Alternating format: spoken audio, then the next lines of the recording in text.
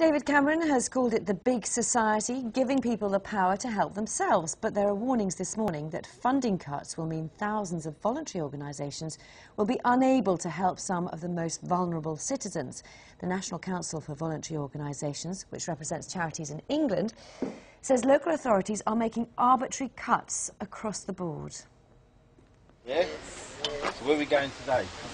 For Myrtle and her friends, this is one of the few times they get out every week. Croydon Accessible Transport is a charity that provides affordable transport to local groups in South London.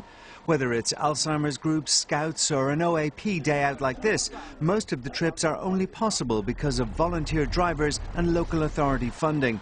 But now the council has cut all the funding it gives to the group. That's a third of its income. We are doing exactly what the government say they want us to do. We are the big society. We're doing it right here in Croydon. We're using a large level of volunteer support. People are helping each other, often for nothing, working long hours without the cash to actually run the minibuses. What we're doing may have to come to an end. It would be very sad to know that they take it away from us. Wonderful service. They should never scrap it. Not this service. Croydon Accessible Transport is typical of the 40,000 charities that receive local authority funding. Around 23,000 rely on that funding for over half their income, so any large-scale cuts will have a huge impact. And the cuts will be felt here at the Fernheath Play Association in Bournemouth. Set up to provide a safe place for children, the council says it regrets having to cut £35,000 from its grant, a quarter of the group's funding.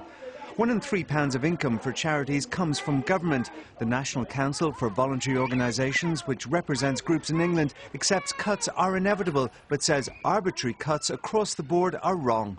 All that we ask is that governments cut with care, they're cut with the knowledge of what the impact of those cuts are going to be. Voluntary organisations read the newspapers like you and I, and they're expecting cuts in the region of 25 to 30%, though our concern is that sometimes those voluntary organisations will be a soft target and they'll experience bigger cuts than perhaps elsewhere.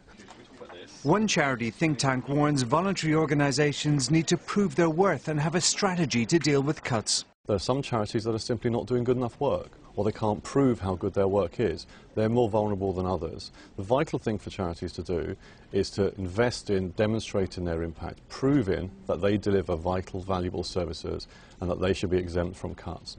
The coalition government says the cuts are unavoidable, but that does not mean voluntary organisations have to be restricted in what they do. What we want to make sure we do is to make sure that there's space for voluntary organisations, for the big society, to take the initiative, to be able to say to councils, you were obliged to do this way by the government in the past. Now let's sit down together and see if we can do things in a different way. Here in Croydon, the council says it simply had to make the cuts. Across England, local authorities are having to make similar difficult decisions. Their impact will be felt far and wide. Keith Doyle, BBC News.